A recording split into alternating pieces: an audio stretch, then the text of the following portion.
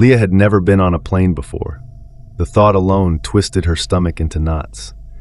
She wasn't just nervous, she was claustrophobic. Tight spaces made her chest tighten and her breath come in shallow gasps. Yet life had a way of forcing us to face fears we've spent years avoiding.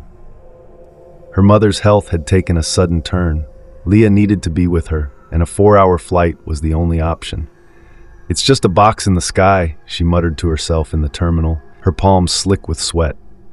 "I can handle this." When she boarded the plane, the walls seemed to close in. She picked a window seat, hoping for some illusion of space. As passengers filed in, the cabin felt smaller, tighter. Every cough, every shuffle of feet made the air feel heavier. She took slow breaths and clutched the armrest, her knuckles pale against her skin.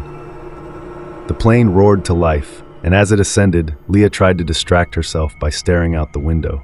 Clouds stretched like cotton fields, endless and serene. But her peace didn't last long. At 30,000 feet, the cabin lights flickered.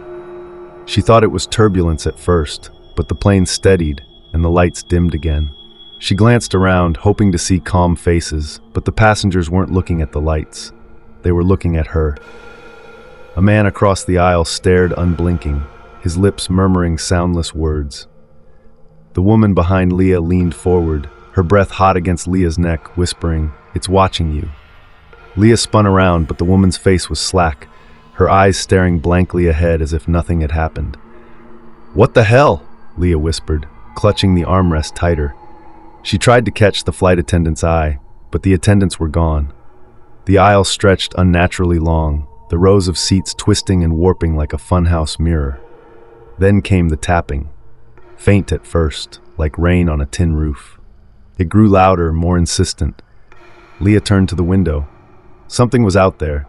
At first, it was just a shadow darting between the clouds, but then she saw it, a face, pale and featureless.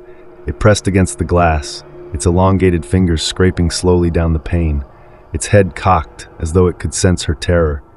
The sound of its claws on the glass made her teeth ache. Leah tried to scream, but no sound came out. The thing mouthed words she couldn't hear but understood. "Let me in." She yanked down the window shade, her chest heaving. She looked around, hoping someone would help her, but the cabin was empty. Every seat was vacant, every passenger gone. She was utterly alone, or so she thought. A voice crackled through the intercom, distorted and broken. "Ladies and gentlemen, we've reached our cruising altitude of 30,000 feet. The voice dissolved into static, followed by a low, guttural laugh. The cabin groaned. The walls began to buckle inward. The floor beneath her feet felt like it was pulsing, alive. The tapping returned, louder, joined by dozens of others. Leah turned toward the window shade. It was rising on its own, revealing dozens of pale faces pressed against the glass, their mouths moving in unison. "You can't escape." She bolted for the aisle, desperate to find the cockpit, to find anyone. But the aisle seemed endless. The faster she ran, the more the walls closed in, the overhead bins pressing down like a vice. The whispers grew louder, echoing in her ears. Her chest burned and her vision blurred. Finally, she reached the cockpit door. It swung open on its own, and inside was herself. Leah sat in the captain's chair, staring straight ahead, her face pale, her eyes lifeless. The shadowy figure from the window loomed behind her, its hands resting on her shoulders. It turned to face the real Leah and smiled, a toothless, cavernous grin. "You're already here," it said. The cabin dissolved into darkness, the walls collapsing, and Leah's scream was swallowed by the void.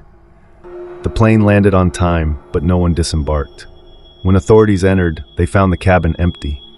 The flight manifest listed 180 passengers, but not a single one could be accounted for.